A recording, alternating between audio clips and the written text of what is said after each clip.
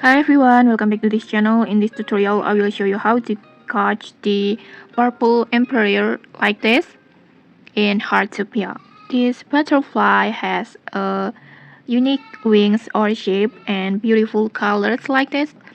It has a purple colors like this, and I think it's perfect to display in your vivarium.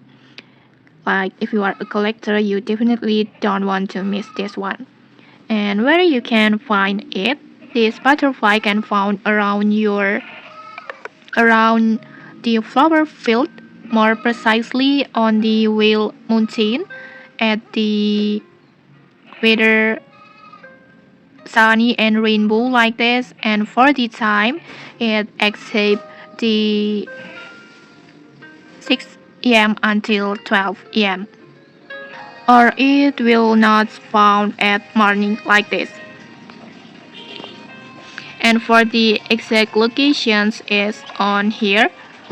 This one more precisely at the under the big tree area. This one just walk around to this area to catch this butterfly.